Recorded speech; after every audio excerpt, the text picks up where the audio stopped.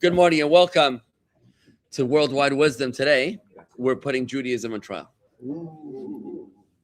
Today, we're going back to the 8th century as we are going to encounter the Kuzari. The Kuzari is Rabbi Yehuda Halevi. Well, the Kuzari is not Rabbi Halevi. It's written by Rabbi Yehuda Halevi, who was one of the most famous, prolific writers of all of Jewish history. Rabbi Yehuda Halevi wrote this book in, he lived from 1120. He composed between 1120 and 1140, so it's 12th century, but it relates to 400 years prior. The story of the king of the Khazars. The king of the Khazars, I did post the source text into the video description on YouTube. You can find it over there. And the king of the Khazars had a dream. We're about to learn about it. We're going straight into the actual Kuzari. We're not doing the introductions anymore. I ran out of patience. Forgive me. But short fuse of my attention span. But we're going straight into it. There's 5 sections of the Kuzari. The first one is Foundations of Faith. In the first section, which is long, it's going to take time, but just to give you a bird's overview, it's going to prove the truth of Judaism compared to Islam, Christianity, and philosophy, right? The second one will speak about the Jewish people and their divine capacity, places and people and behaviors that are conducive to divine revelation. The third one is going to talk about mitzvahs, specifically actions, behaviors that are aligned with God. Then we're going to talk about prophecy, language in the land of Israel, and finally, the fifth epistle is philosophy, free will, and the limits of reason. Okay, so that's what the Kuzari is about, and we're going straight into it. We're on page 47 in this green book, if you have it. If not, you can use the source text, and it's going to. I was asked to provide refutations to those philosophers and religionists who dissent from us, including Jewish sectarians who dissent from traditional Judaism. This is very important to understand. Rabbi Yehuda Halevi was asked to defend Judaism, not only from the outside, but also from the inside. Our greatest battles have come from Jews, from anti-Semitic Jews, far, far more dangerous than anti-Semitic Gentiles. Now, anti-Semitism is far more painful, but Jewish infighting is far more lethal. We've spoken about this many times, how the only times that Jewish people have been banished from sovereignty in the land of Israel is only 2 times. And it was not as a result of anti-Semites, it was a result of Jewish infighting. Yeah, it was infighting, it was civil war. So we shouldn't make that mistake again, but we have to be conscious of it. I mean, what he's talking about here is Jewish sectarians who dissent from traditional Judaism. He was talking about the Karaites. These Karaites were the ones who believed only in the written Torah and not in the oral Torah, right? This is very relevant to us today. You have to craft a different path. Who had to craft a different path? Jews. What do you mean? In which context? It's a play on Robert Kraft. Oh, in the Super Bowl. I thought you read the game. The vision that came about. We have to find a way to include. Right. I didn't watch the Super Bowl. Forgive me. I didn't either. Okay. I just want you to understand that we today are struggling with the same exact question that Rabbi Yehuda Halevi struggled with in the 12th century. And he's going to tell the story of 400 years prior. Because today we have exactly the same problem. I mean, think about what happened.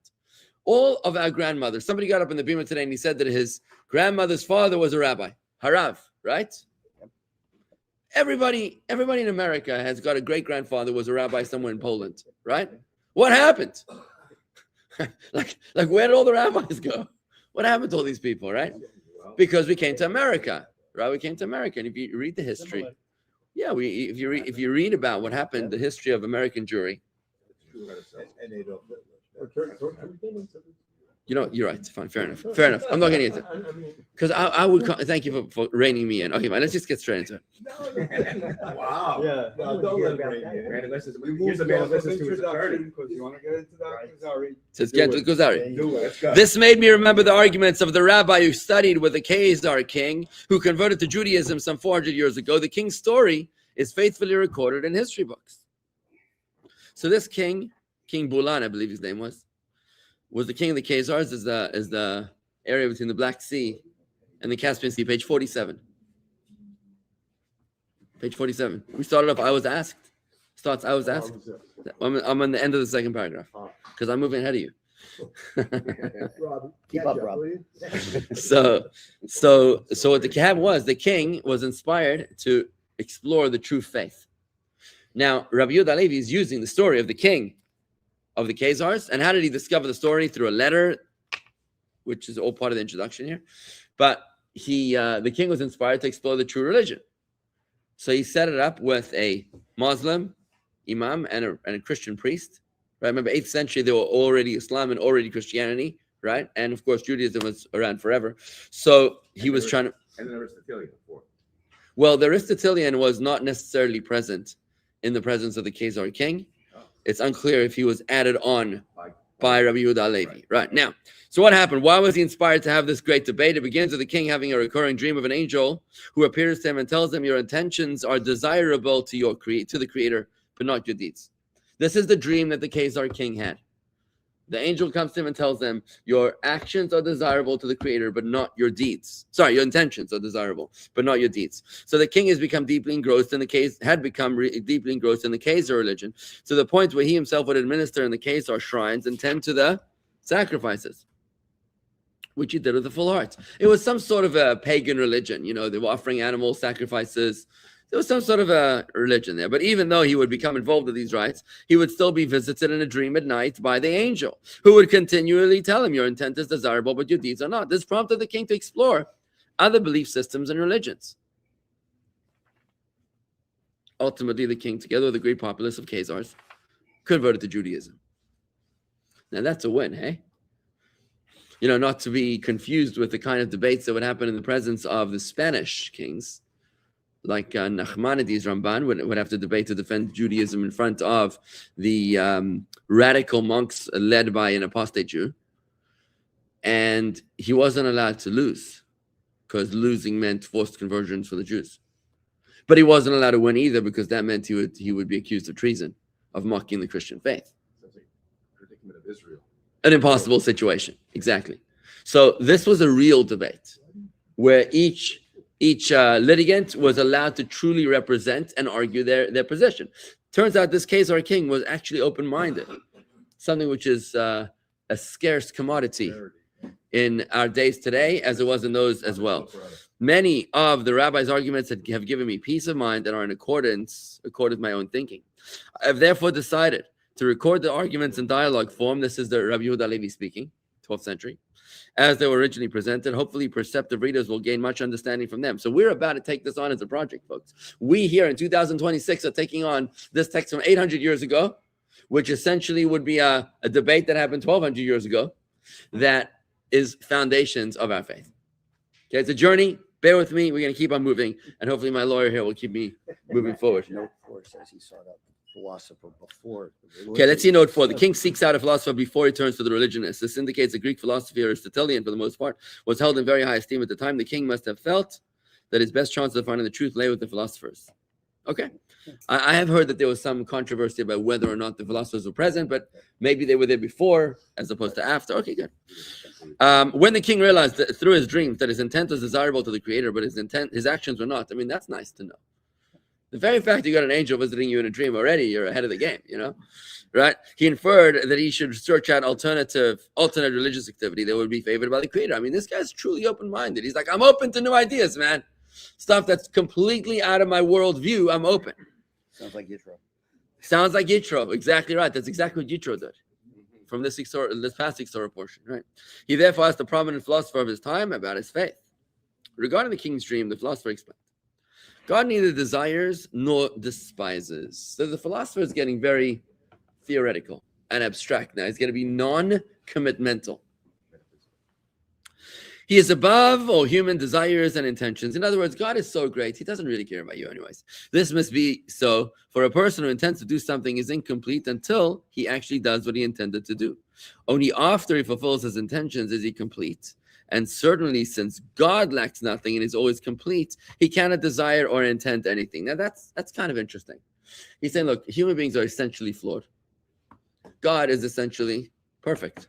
So what does God need you for?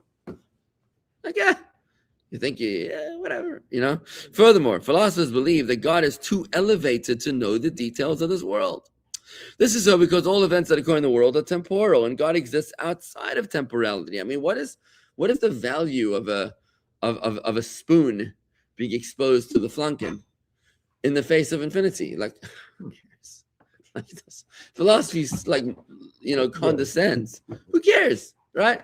From the philosopher's worldview, it doesn't really matter. God then never acquires any new knowledge. He knows everything. And so he has no knowledge of you and certainly does not know about your intentions or actions. Of course, then God does not hear your prayers or see your movements. Requires no new knowledge. That's a foundation. Because every new person brought into the world, every gesture, every movement is a new phenomenon. He's already complete. He knows everything. So why does he engage with every new manifestation? Who says that he doesn't? Who says that he does engage? Who says that God does engage? The Jews. The Jews. I'm talking about the philosophers. But you have to understand that. But Steve, we've got to understand, why would an infinite God? I mean, it's a good question. Yeah. Here we are when we were kids playing tennis, and we were the ball, fighting about the ball if it landed this side or that side of the line. So we said, let's do a retake. And when the ball would land on one side of the line, the victor would declare, "You see, Hashem proved." And then the loser would inevitably cry out and say, "You think Hashem cares about the ball being on this side or that side of the line?" 5 minutes ago. Right. Did I hear you correctly that God doesn't know us? I'm quoting the philosophers. The philosophers being quoted. I didn't say it. The philosopher said it. Philosopher, but if that philosopher was, how could he say that if everything that exists is made by God, and everything I am, I don't know. I do, So that's interesting. I don't know if the philosopher. How could he determine my life and everything if he doesn't know me? I would think he has to know everybody. So I'll tell you why I think Prime cause does not presume. Prime cause does not presume knowledge. Well, I want to take a slight different approach to that. Omniscience. It doesn't presume omniscience. Prime cause, that's what they say. Omniscience. Prime cause doesn't presume omniscience. Well, I think that, first of all, what Chuck is saying is that prime cause should cause omniscience, that God knows everything, because when you understand how prime cause works, it's not just prime cause, it's actually maintenance as well. That's the doctrine of perpetual creation. Right. But there's a huge conflict of ideas here. Huge. Because remember Aristotelian theory. Aristotle did believe in God. As opposed to one of the great Jewish leaders of American, one of the most famous leaders of American Jewry. I don't know if I should say his name because some people wouldn't like this. Have you ever heard of Solomon Schechter? Yeah, you've heard of Solomon Schechter? So Solomon Schechter, he's the what? So what happened? In 1878, when the Union of Reformed Judaism had their first convention, and they served shrimp at the rabbis' convention. Do we know that? Google fact check me. Go. Okay. Well, I'm going back to your question. So what happened was a lot of rabbis walked out and they said this is way too far, and they opened up their new movement. They opened up a movement called Conservative Judaism, headed by Solomon Schechter. The problem was Solomon Schechter had a problem because whereas the Reformed Judaism openly rejected Jewish laws, they actually stated at the Pittsburgh platform that in 1885 they said that all biblical and rabbinic laws are annoying to modern life. That's what they said. I don't know if the word is annoying or they're just like come in the way of a modern life. So the conservative was like, can't say that. So Solomon Schechter said, no. The laws are important. However, he had a fundamental problem because he did not believe that the Torah was given by God.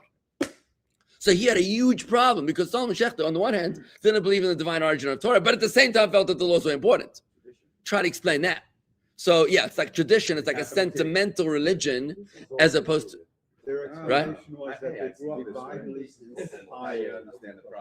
Divinely inspired. Okay. Schools are I hope that they've evolved from Country that. changed. I very much hope that today they teach. I hope that they do. I don't know, but I hope that they do. Let me ask you a question, Rob. Do they teach that God wrote the Torah? Yes or no? Yes. Good. I'm very happy to hear that. Absolutely. Very good. I went to the JTS. Good. And, I'm very happy. You said like the Reform movement revolved. You said. Now they do the bris. You said before they didn't. Right? Are you Back- no, back- I have to ask you. I got rid of What- You sound judgmental. And I thought Chabad was not judgmental. You know, Every Jew is But that's already- Chabad. This is. Chuck. Fair enough. I just want to make sure I don't ignore your question. I'm coming back to your question, but I wanted to say this. I just want to show you what I'm trying to show you. What I'm trying to show you is that you cannot take belief in God for granted. That's what I'm trying to show you. You can even call yourself a rabbi and still not believe in God. Like my essay this past Friday, which said, here we are, we think that idolatry is some ancient strange behavior, when in reality, it's something we all grapple with. And what I'm trying to say is that I want to challenge ourselves, each and every one of us, to ask ourselves, do I truly believe in God? It's easy to believe in God when life is good. But when life gets tough, can you believe in God? Anyway, my point is, I'm heading towards Aristotle. My point is that Aristotle actually believed in God. But I'm going to a different answer to what Steve said. Aristotle believed that God exists forever, but so does the world exist forever. And since the world exists forever, therefore God doesn't have the authority to override what goes on in the world. Does that make sense? That's not the answer to my question. So tell me what is? The Jewish philosopher, right? It's not a Jewish philosopher. No, it's not a Jewish He's not a Jewish philosopher. It's a non-Jewish Aristotle is philosopher. who he's Okay. referring Or no to. Jewish philosophy. Whatever.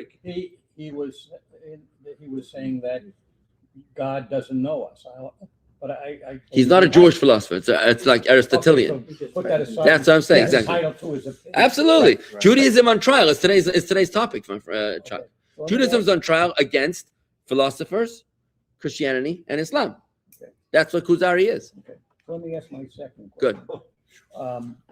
Are you judgmental of Jews who practice Judaism in a different way than Hasidic or Orthodox? You know, there's 700 pages in here. We're on 40. So it take us 40 years. We never actually got past 17. Okay, so Rob, let me balance. Let me balance by giving a quick answer. I'm going to give a quick answer. I'm going to give a quick answer and move back into the text. So my quick answer is no. I hope that I'm not judgmental, but I'm also not naive. In other words, I don't want to be naive of the facts. I love every single Jew. I try at least to love every single Jew. I hope so. But I have to be cognizant that it's important for us to understand who we are. And to understand who we are is by understanding who we're not, right? So to just lump all people into the same belief basket is not But smart. different doesn't mean lesser. Absolutely not. I hope. Absolutely not. It's different. Yeah, it's an interesting question. Anyways, let's keep on going, folks. So this is what he says. The philosopher says, God doesn't really care about you. So when you had this dream that God appreciates your intentions but not your actions, the philosopher is in a bit of a conundrum. When philosophers say that God created you, which would imply that he knows about you, this is not to be taken literally. But I do want to agree with what you said, that the doctrine of perpetual creation, which is what the rabbi is going to say, means that God creates you at every single moment in time. And like Maimonides says, we learned this yesterday, I think, or 2 days ago, Maimonides says that God is the knower, God is the known, and God is the ability to know. So omniscience is foundational to our understanding of what God is. To say that something exists outside of God is a poor understanding of God. Got it? Good. So what is meant is that God is the ultimate source of all that exists, but not that God deliberately created you. So maybe God is the prime mover. This is exactly what Steve said. God is the prime mover, but it doesn't mean omniscience. It doesn't mean that he's involved. God never created man. Rather, the universe has always existed. That's the approach I just described to you of Aristotle, right? And that's why prayer was rejected by Aristotle, because he didn't feel that God could intervene with the world. Man has always existed. Wow. Constantly being born from the previous generations and the previous generations from the one before it and so on. The human being is composed of spiritual abilities, physical characteristics, and personality traits inherited from his parents and other relatives. Environment also plays a role in a person's physical and emotional makeup. Air quality, geography, and food and water specific to the region. Also, the planets, the stars, and other celestial bodies all radiate various influences upon the individual. You know that we believe in astrology, by the way. We believe that that the sequence of the stars when a person is born is not random, but is rather expressive of divine energies which are at play at that moment in time, which have profound influences upon the person when they're born. And this is a theme that comes up throughout the Torah when when Amalek, for example, would send soldiers to the front line on the day of their birthday, when their mazel, when their astrology was dominant. So that's how they would call up conscription based on birth dates, right? Abraham was almost executed at birth because the stargazers of the king at that time, Nimrod, recognized that he was destined to attack Nimrod's philosophy, right? So it comes up a lot in the Torah. What's the Torah foundation for us being believing in astrological? What is the Torah foundation? Well, astrology is founded in Torah. It's especially if you study Maimonides. Just a few days ago in the opening chapters of Maimonides, I think it's chapter 3 of Maimonides, the whole Magnus Opus, I can show it to you here, is that he basically talks about how there's 9 spheres, and the 9th sphere is transparent, and the stars sequences make up 12 constellations, like the image of a virgin, or the image of a scale, or the image of a calf, or whatever the 12 zodiacs are. The reason we don't use them today is because they've been adjusted over time and they're no longer precise, and primarily because we've lost the art of astrology. So we don't understand astrology, and anybody today tells you they're going to give you a horoscope doesn't actually know what they're talking about.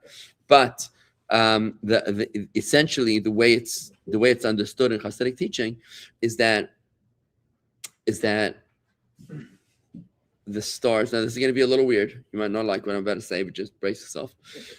Something new. That Maimonides tells us that the Earth has no consciousness, Okay. but the stars and planets do. So God created the stars and the planets, so there's got to be some meaning to them, right? The stars and planets Maybe- have maybe consciousness answering my far own greater question. than human beings have consciousness and awareness, right? Far greater than a human being.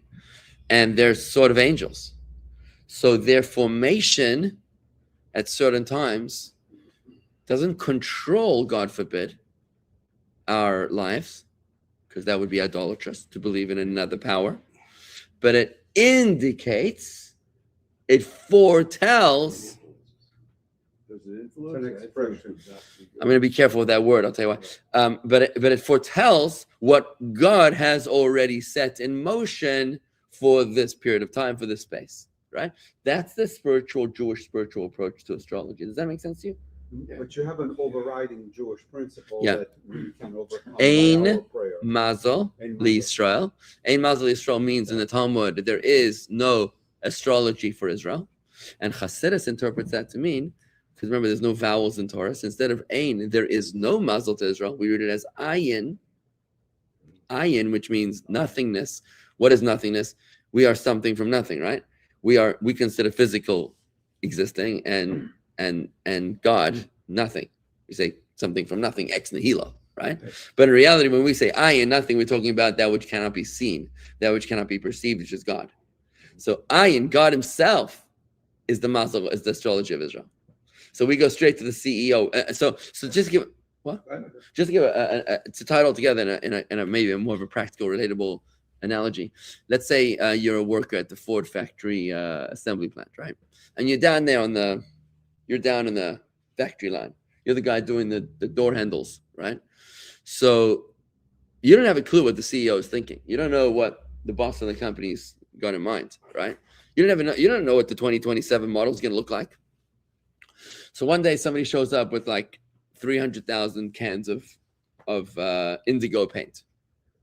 What does that tell you? You're like, I guess something indigo is coming our way, right? Probably we're going to do indigo, right? That doesn't mean that the indigo paint delivery guy is controlling the decisions. It just means that he's showing you what was decided higher up, right? In the same way, when you're born and you're like, oh, indigo, that means that you got a clue of what's about to happen. Now, for the Jews, So imagine you one day you see 300 pink slips, right, being prepared. So okay, 300 people about to be fired, right? But then one of the guys down in the assembly plant is like, I'm not worried. Why is he not worried? And he says, because, well, and somebody says to him, there's only 360 people working here, and there's 300 pink slips, so why are you not worried? Odds are stacked against you. So he says, because the CEO is my dad. And you're like, oh, right. Yeah, that makes sense, right? And that's the Jew. That's what it means when the Jew says, I'm not afraid of the zodiac. I'm not afraid of the astrology because the CEO is my dad. So in other words, with prayer, I'm able to go direct to the boss. I might be on the list to be terminated, but I have an in, right? Okay, let's keep on going to the list. Chicago, that's known as clout. Okay. Got clout. I just want to say one thing. Yes. I would try to interject with a hand raise, but that's Oh, sorry, I didn't realize. No, that's okay. No, not necessary. Paragraph 10 that you just read. Yeah. About the human being, what the human beings compose. I just want to point out that that's so. If none of that is interjections from the editor, but strictly from Halevi, that is a very, for that time, that is incredibly sophisticated understanding of what a human being is. And he's anticipating the Renaissance of 3 centuries earlier. Wow. 3 centuries later, I should say. That's so interesting. We shouldn't take for granted what a great poet and a deep thinker that Halevi was, and that's an indication. Right? That alone is an indication. I can tell you that in the original Hebrew, which is there on the same page, it's exactly what it says. Okay. And that's so interesting to study this with you because you have a master's in Jewish philosophy. In philosophy in general, right? No, my master's is in Near Eastern stuff. Beautiful. Well, it's going to be a pleasure studying with you, folks. I think I'm going to stop it over here for today. We're a little over time, but have a great day, everybody. And don't. This is not the Torah view. This is just the philosopher's view. It's going to take time. We're giving everybody a microphone here to let each one of the litigants state their case. So it's going to take time, but we'll get through this eventually. Okay. Hebrew is not Halevi. Well, though.